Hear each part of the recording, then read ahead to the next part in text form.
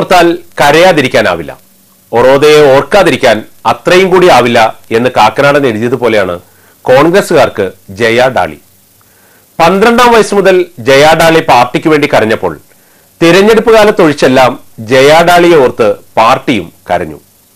ഒടുവിൽ സിന്ധു ജോയി തിരിച്ചറിഞ്ഞില്ലെങ്കിലും കേരളത്തെ സ്ത്രീ സൗഹൃദ സംസ്ഥാനമാക്കുന്ന LDF പ്രകടന പത്രിക ജയ ഡാളി വായിച്ചറിഞ്ഞു. ഒപ്പം മറ്റു ചിലരുടെ തനിനിറവും അവർ വലിച്ചുകീറി.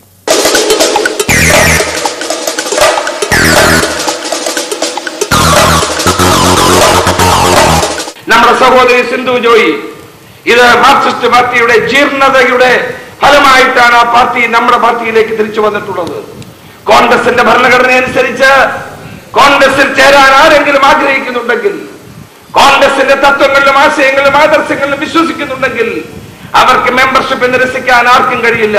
പാർട്ടി പദവികൾ വഹിക്കാൻ കഴിഞ്ഞ ഞാൻ എന്റെ എല്ലാ ബന്ധങ്ങളും കോൺഗ്രസ് പാർട്ടിയുമായുള്ള എന്റെ എല്ലാ ബന്ധങ്ങളും അവസാനിപ്പിച്ചുകൊണ്ട് ഈ പാർട്ടിയിൽ നിന്ന് രാജിവെക്കാൻ തീരുമാനിക്കുകയാണ്.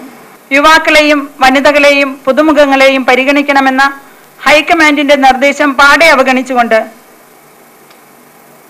പാദസേവകരെയും പെട്ടിച്ചുമക്കുന്നവരെയും സ്ഥാനാർത്ഥികളാക്കി രംഗത്ത് അവതരിപ്പിക്കുന്ന KPCCയുടെ തീരുമാനത്തിൽ പ്രതിഷേധിച്ചുകൊണ്ടാണ് ഞാൻ ഈ തീരുമാനമെടുക്കുന്നത്.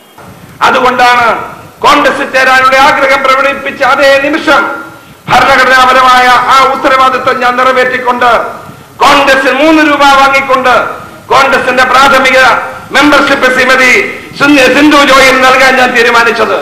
തീർച്ചയായും സിന്ധു ജോയിയുടെ ഒരു കാര്യം എനിക്ക് പറയാനുണ്ട്. ഇന്ത്യൻ നാഷണൽ കോൺഗ്രസിൽ കടന്നു വരുന്ന ഏതൊരാളും, മെമ്പർഷിപ്പ് സ്വീകരിക്കുന്ന ഏതൊരാളിനും മറ്റേത് നേതാവിനെ പോലെയും പ്രവർത്തകനെ പോലെയും തുല്യമായ പരിഗണന KPCC നൽകുമെന്ന് കൂടി ഞാൻ പറയാൻ ആഗ്രഹിക്കുകയാണ്. പാർട്ടിയുടെ ഒരു നേതാക്കന്മാരും എന്നെ അറിയാത്തവരല്ല. എത്ര കാലമുണ്ട് ഞാൻ ഈ ബുദ്ധിമുട്ടുകൾ സഹിച്ച് ഈ പാർട്ടിയിൽ പ്രവർത്തിക്കുന്നു എന്നുള്ളത് എല്ലാ നേതാക്കന്മാർക്കും അറിയാം. അവരുടെ ഭാഗത്തു നിന്നുണ്ടായ അവഗണന എനിക്ക് സഹിക്കാൻ കഴിയാത്തതാണ്.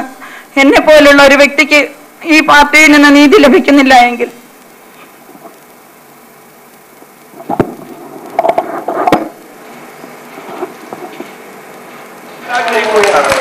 ഈ പാർട്ടി ആർക്കും അന്യമല്ല.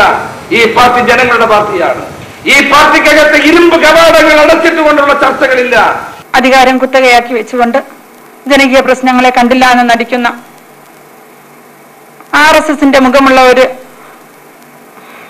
KPCC പ്രസിഡന്റിന്റെ കീഴിൽ ഇനിയും തുടരാൻ ആഗ്രഹമില്ലാത്തതുകൊണ്ട് ഈ പാർട്ടിയുമായുള്ള എല്ലാ ബന്ധങ്ങളും അവസാനിപ്പിക്കാൻ ഞാൻ തീരുമാനിച്ചിരിക്കുകയാണ്. ഈ പാർട്ടിക്ക് ജനങ്ങളുമായി ബന്ധപ്പെട്ട, ജനങ്ങൾക്ക് മനസ്സിലാകുന്ന പ്രവർത്തന ശൈലിയുള്ള ഒരു പാർട്ടിയാണ് കോൺഗ്രസ് പാർട്ടി. ഹരിപ്പാട് നിന്ന് മത്സരിക്കുവാൻ ശ്രീമാൻ രമേശ് ചെന്നിത്തല തീരുമാനിച്ചു എന്നറിയുന്നു. ഹരിപ്പാട് 12 വയസ്സുള്ളപ്പോൾ ബൈ ഇലക്ഷനിൽ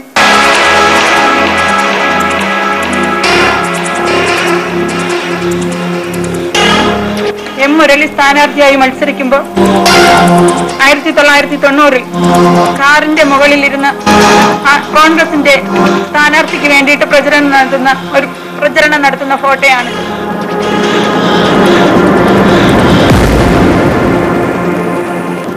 ഹരിപ്പാടിലുള്ള UDF പ്രവർത്തകർ, കോൺഗ്രസ് പ്രവർത്തകർ ജയഡാളിയെ അറിയുന്നവരാണ്. 20 വർഷങ്ങൾക്ക് മുമ്പ് മുതൽ അറിയുന്നവരാണ്. ആ മണ്ഡലത്തിൽ നിന്ന് ഒരു MLA ആകാൻ പോലും അദ്ദേഹത്തിന് സാധിക്കുകയില്ല എന്ന് ഞാൻ ഈ അവസരത്തിൽ പ്രഖ്യാപിക്കുകയാണ്, ഉറപ്പ് പറയുകയാണ്. മുഖ്യമന്ത്രിയാകാൻ വേണ്ടി സ്വന്തം പാദസേവകരെ സ്ഥാനാർത്ഥി പട്ടികയിൽ ഉൾക്കൊള്ളിക്കാൻ ശ്രമിച്ച് അർഹതയും യോഗ്യതയുമുള്ള യുവാക്കളെ തടയുന്ന KPCC പ്രസിഡന്റ് കേരളത്തിലെ കോൺഗ്രസ് പാർട്ടിക്ക് അപമാനമാണ് എന്ന് പ്രഖ്യാപിക്കുന്നു. കെ. കരുണാകരൻ